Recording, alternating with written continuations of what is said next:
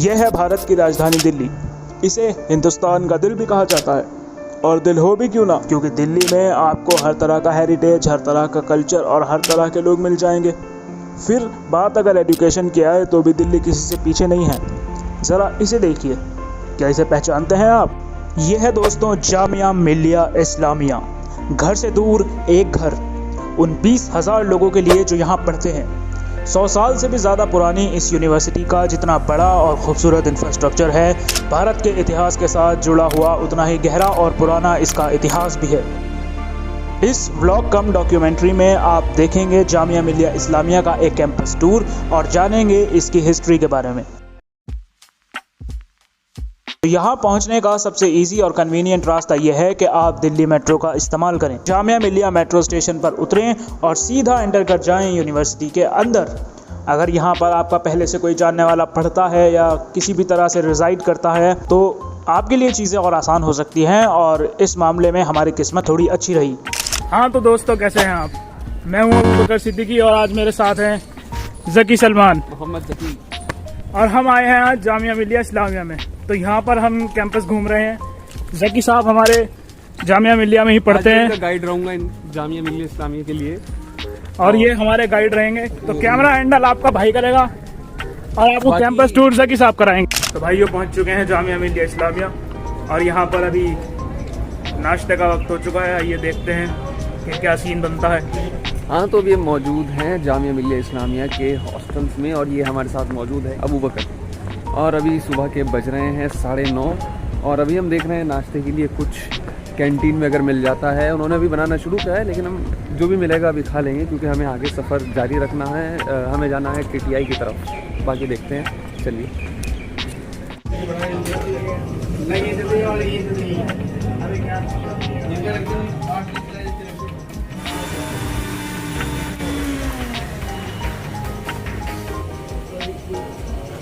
तो अभी हम एक टेबल हमने तलाश की छाँव में पेड़ों की, और खूबसूरत सीनरिक व्यू मेरे सामने है। और यहाँ पर हमें ज्वाइन किया है एक नए मेहमान ने।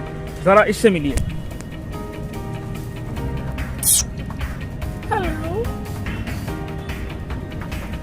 और ये ज़राना आवाज़ में हेलो करते हुए ज़की भाई थे। मेरी आवाज़ आपको पता है ऐसी नहीं है। तो चलिए हम नाश्ता कर लेते हैं और आपसे मुलाकात होगी उसके बाद।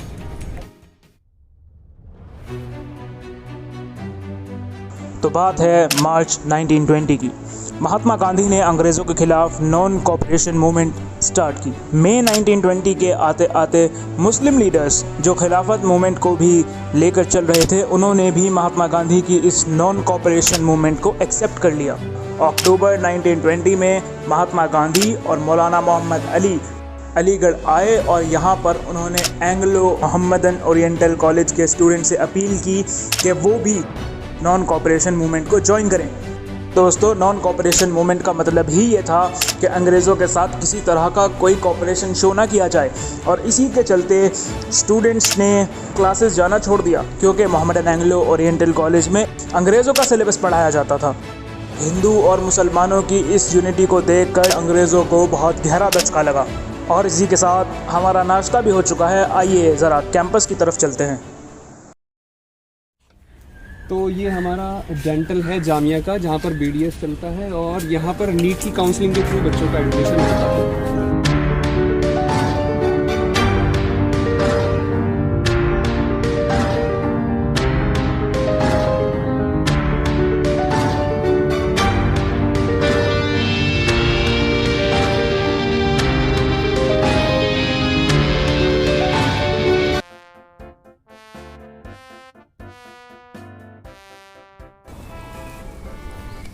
और एक बात, जैसे सारे कॉलेजेस के मेडिकल फैसिलिटी में स्टूडेंट्स के लिए सब फ्री ऑफ कॉस्ट होता है, तो यहाँ पे भी सेम चीज़ एप्लीकेबल है। जामिया मिलिया इस्लामिया को of spring of the independence movement भी कहा जाता है, क्योंकि इसकी शुरुआत भारत की आज़ादी के संघर्ष के दौरान हुई थी, और उस वक्त इसे कपड़े के टेंट्स के अंदर सेटअप किया गया था। आज जामिया मिलिया इस्लामिया का कैंपस 239 एकर्स पर फैला हुआ है। It was the year 1988 when Jamia Millia Islamia received the title of a central university.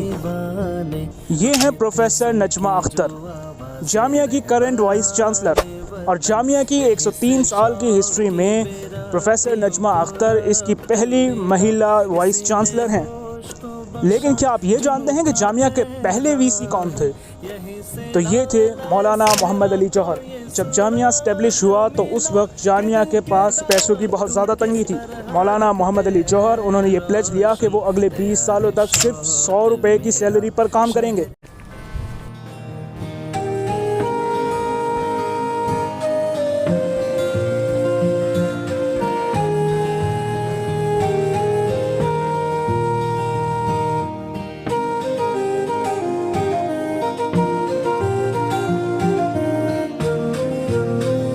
हुए थे आके यही खैमाजन वो दीवाने, उठे थे सुन के जो आवाज़ें रहबराने वतन, यहीं से शौक की बेरब्तियों को रब्त मिला इसी ने। अभी जो आप देख रहे हैं ये जामिया की क्रिकेट पिच आप कह लें। इसमें रणजी ट्रॉफी का मैच भी हुआ था जिसमें इंडियन क्रिकेट टीम के प्लेयर्स देखने या खेलने शायद आए थे। इसके बारे में एक इंटरेस्टिंग फैक्ट ये भी है कि वीरेंद्र सहवाग भी यहीं से निकले हैं। उन्होंने अपनी पूरी बचपन से लेके बहुत बाद तक की ट्रेनिंग इसी से की है। वो जो सामने आप पेविलियन देख रहे हैं उसका नाम वीरेंद्र सहवाग पेविलियन है।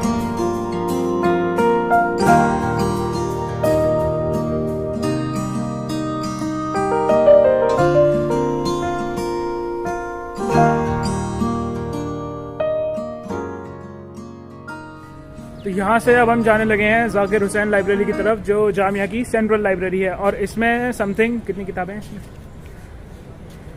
पता नहीं, कुछ बहुत सारी किताबें हैं, बेशुमार किताबें हैं, गिनती नहीं पता। वो मैं स्क्रीन पर लिख दूंगा रिसर्च करके।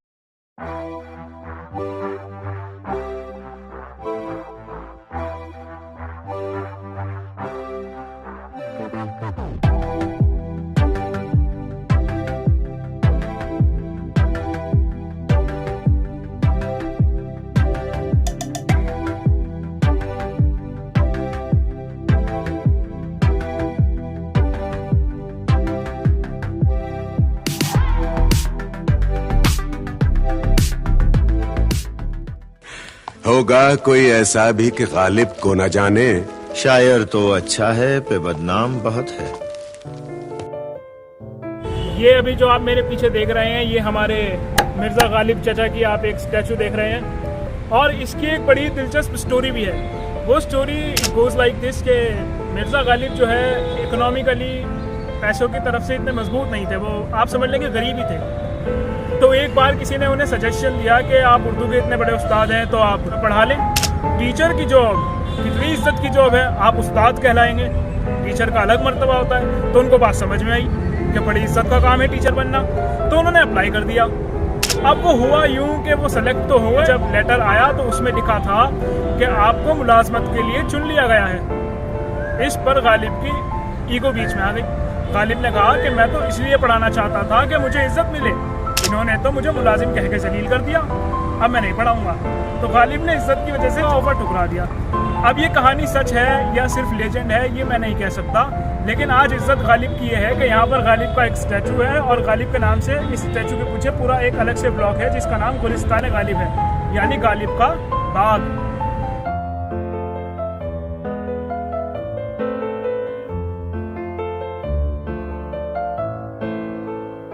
इस वक्त हम जामिया बॉयज़ हॉस्टल के बैकयार्ड में घूम रहे हैं और दोपहर के 3 बज रहे हैं और लंच टाइम हो चुका है। अगर आप बाटला हाउस आएँ और आपने गलावटी बिरयानी नहीं खाई तो बरखुरदार आपका सफ़र अभी मुकम्मल नहीं हुआ। जैसा कि इसके नाम से महक आ रही है कि इसमें जो मीट है वो बहुत ही टेंडर और जूसी है, तो वहाँ जाकर ही इसे टेस्ट करते हैं और आपको भी दिखाते हैं। तो ज़रा बने रहिए वीडियो में। तो भाइयों आपको ज़रा एक शॉर्टकट दिखाते हैं, और ये ऐसा शॉर्टकट है जामिया बॉयज़ हॉस्टल से जो आपका कम से कम 2 या 1.5 किलोमीटर का सफ़र रिड्यूस तो कर ही देगा। आए ज़रा।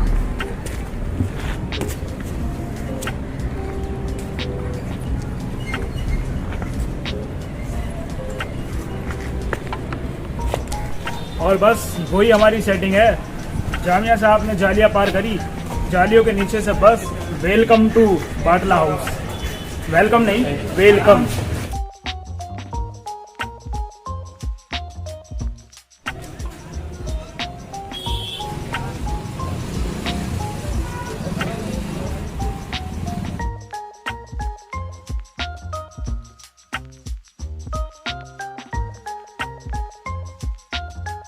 सोच रहा था कि बाकी की कहानी आपको खाना खाते हुए सुनाऊं, लेकिन क्या करूं, बिरयानी इज़ लव, इसलिए बिरयानी खाते हुए तो कहानी नहीं सुनाऊंगा। आगे की कहानी चाय पीते पीते कंटिन्यू करते हैं। तो जब स्टूडेंट्स ने कॉलेज जाना छोड़ दिया तो अंग्रेज़ों ने उसके बाद क्या किया? अंग्रेज़ों ने किया ये कि उन्होंने मोहम्मदन एंग्लो ओरिएंटल कॉलेज को बंद कर दिया।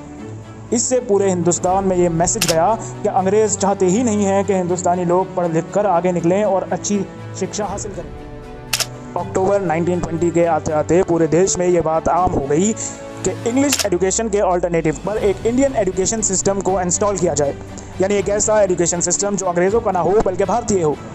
और इसी के चलते नवंबर 1920 में अलीगढ़ में मौलाना महमूदुल हसन और महात्मा गांधी की कोशिशों के बाद वजूद में आया जामिया मिलिया इस्लामिया। अक्टूबर 1920 में कुछ मेकशिफ्ट टेंट्स और कैंप्स लगाकर जामिया को कायम किया गया था। ये जामिया का स्ट्रगलिंग पीरियड था। AMU, जिसे उस वक्त एंग्लो मोहम्मदन ओरिएंटल कॉलेज कहते थे, उसके कंपैरिजन में जामिया के पास फंड्स और ज़मीन दोनों की ही बहुत ज़्यादा कमी थी।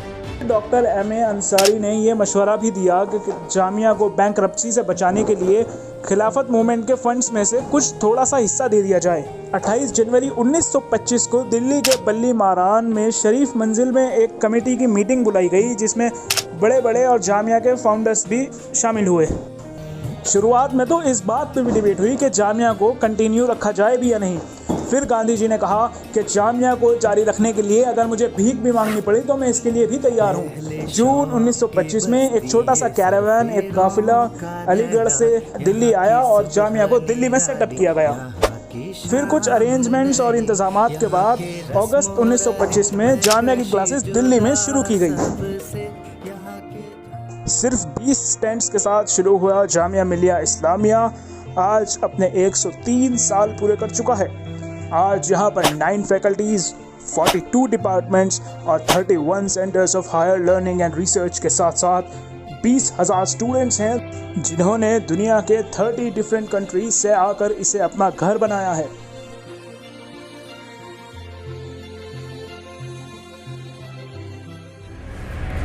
अब यहाँ पर मुझे थोड़ी अपनी पुरानी मेमोरीज याद आ गई। आज से 2 साल पहले मैं यहाँ पर जामिया में BSc मैथमेटिक्स का एंट्रेंस देने आया था, जो बड़ी अच्छी बात है कि मेरा उसमें सिलेक्शन हो भी गया था। लेकिन फिर पता नहीं मेरा कैसे माइंड चेंज हो गया। मैंने कहा नहीं, अब तो ड्रॉप लेंगे और बीटेक ही करेंगे। वाह बे वाह अबू बकर।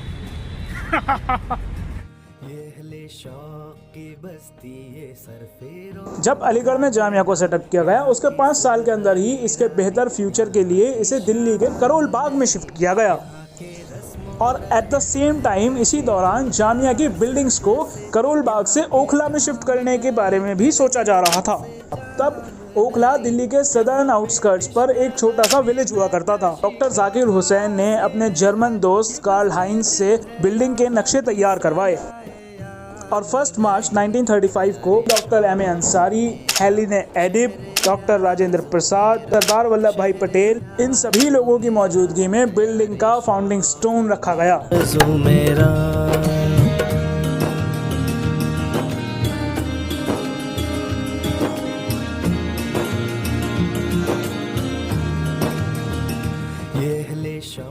इस वक्त जो आप स्क्रीन पर देख रहे हैं, ये जामिया की one of the oldest buildings में से एक है। और जब आप इस कॉम्प्लेक्स में वॉक करते हैं तो आपको इस बात का एहसास होता है कि जामिया सिर्फ एक यूनिवर्सिटी नहीं, भारत के इतिहास का एक कीमती सरमाया और भारत की एक विरासत भी है।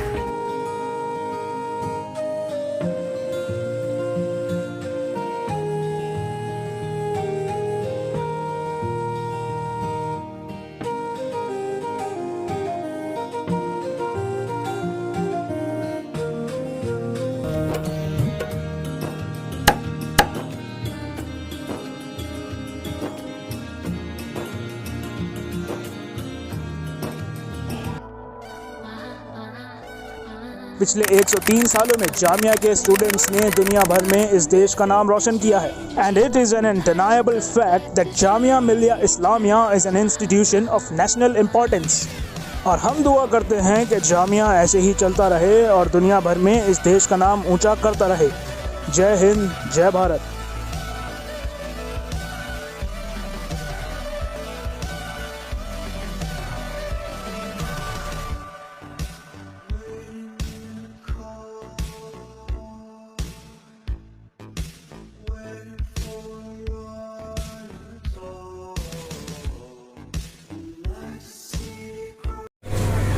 ये प्रेम भाई हैं, जामिया की सबसे फेमस चाय ये बनाते हैं और बच्चों के बीच बहुत पॉपुलर है हमारे। हाथ मिलाइए प्रेम सर आप। ये जामिया के सबसे पॉपुलर चाय बनाते हैं ये। थैंक यू भाई।